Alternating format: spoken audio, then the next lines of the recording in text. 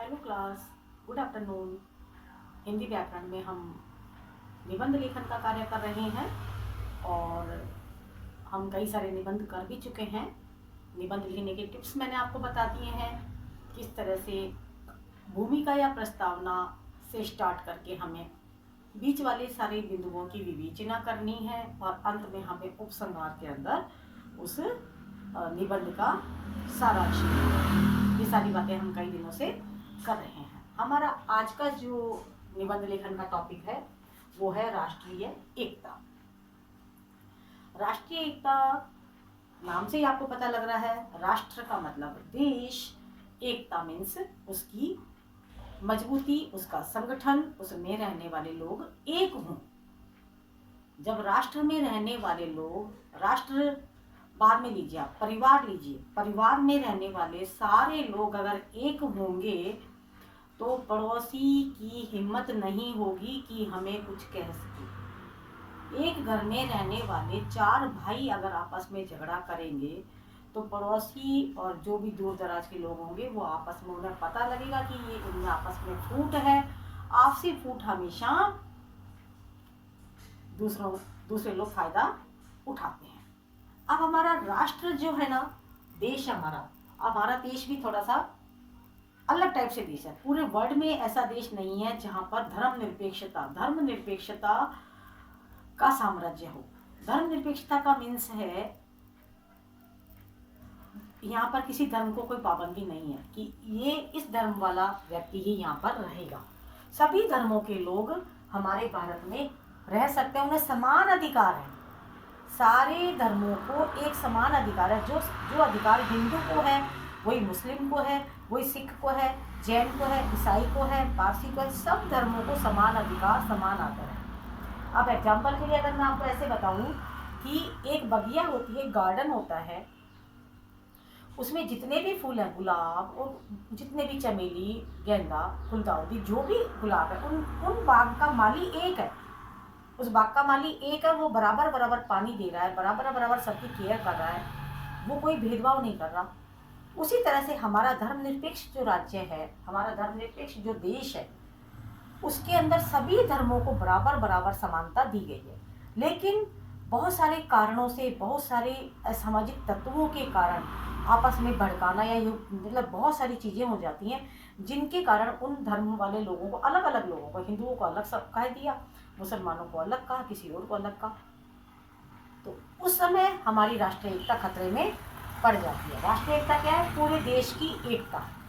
जैसे बहुत सारे, एक माला के अंदर बहुत सारे फूल गूंथ दिए जाएं तो फूलों से गूंथ के माला बनती है, वैसे ही विभिन्न धर्मों के लोगों से हमारा देश भारत बना है और हमें सबको मिलके एकजुट होकर के रहना है, जिससे हमारे देश के अंदर, हमारा देश हमारा घर है, देश हमारा घर है, उसके अंदर कोई बाहरी ताकत हम पर हमला न कर पाए, बाहरी ताकत हमारी ओर आंख उठा के न देख पाए।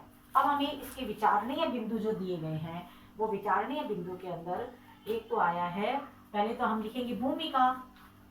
पता है ना आपको, प्रस्तावना या भूमिका।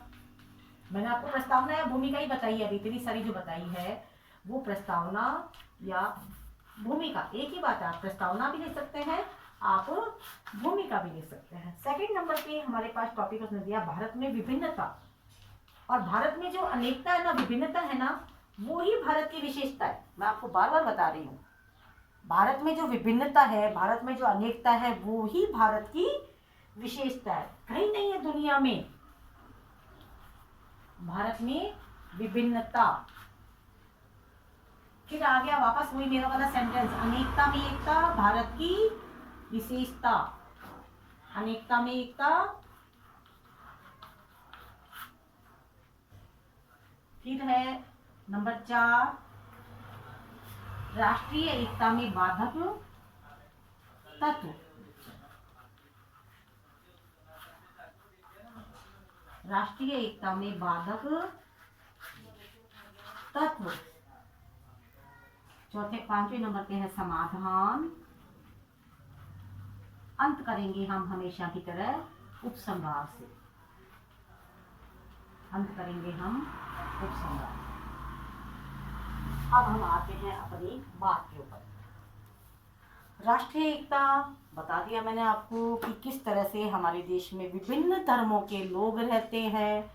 विभिन्न धर्मों के लोग रहते हुए भी उन्हें समान अधिकार, समान सब कुछ चीज़ें मिली हुई है। हमारे लिए अलग अलग नहीं है, प्रकृति ने भी सबको एक जैसा दिया है और हमारे पास भी भारत में भी उन्हें समान अधिकार मिले हैं। अब हमारे पास आता है भारत में विभिन्नता। राष्ट्रीय एकता का अर्थ क्या है कि राष्ट्र के जितने भी घटक हैं वो विभिन्न अवस्थाओं के होते हुए भी आपस में प्रेम से रहें, एकता के साथ रहें, भाईचारे के साथ रहें। किसी भी कंडीशन में हमारी एकता और अखंडता को न टूटने दें। कितनी भी विभिन्नता हो, एक माला में जब अलग अलग फूल होते हैं तो वो अगर माला टूटी तो मोती या फूल बिखर जाते हैं। उसी तरह से हमें किसी भी कुछ भी हो जाए, हमें हमारी विभिन्नता में एकता, अनेकता में एकता को बांधे रखना। बहुत सारी धर्म, जातियां, बोलियां, वर्ग, पता नहीं क्या क्या बने हुए हैं, उन सब के बावजूद भी खान पान, पहनावा, संस्कृति, कल्चर बहुत कुछ अलग अलग है। उस सब के बावजूद भी हम अंदर से एक हैं। हमें एक बनाया रखना है। जो सच्चे हिंदुस्तानी हैं वो एक रहते हैं, किसी के बहकावे में नहीं आते। अनेकता में एकता। इतने सारे अवरोध हैं, इतनी सारी बहुत सारी रुकावटों के बाद में भी जितनी भी जातियां हैं, वर्ग हैं, समुदाय हैं, हमारे अपने धर्म हैं, आपस में आना जाना, त्योहारों पे मिलना। मुसलमान लोग हमें ईद पर अपने घर आमंत्रित कर रहे हैं, हम दीपावली पर उनके यहाँ उनके मिठाई भेज रहे हैं, वो हमें दीपावली पे आके गले लगा रहे हैं, हम ईद पर उन्हें बधाई दे रहे हैं, वो हमें ईदी दे रहे हैं। ये सारी अनेकता में एकता है। जितने भी धर्म हैं, जितनी भी जातियां हैं, सब अपने आप में। लेकिन अवरोध कहाँ आता है? अब कह रहे हैं बाधक तत्व। अवरोध कहाँ आता है? जहां पर पॉलिटिक्स आ जाती है, गुटबंदी आ जाती है, वोट बैंक आ जाते हैं, राजनीति। जहां राजनेता आए नहीं वहां पर सब कुछ बंटा था। वोट बैंक, अपना वोट बैंक बढ़ाने के लिए मुसलमानों को भड़का दिया, एक तरफ हिंदुओं को भड़का दिया। अरे हम वर्षों से ईद और दिवाली एक साथ मना रहे हैं, वो है सबसे बड़े अवरोध। हमारे अंदर कोई किसी के लिए कोई भावना नहीं होते हैं। उनके रोजे हैं तो हम उनके लिए दुआ करते हैं, हमारे जब नवरात्र आते हैं तो वो हमारे लिए हमारे साथ में डांडिया खेलते हैं।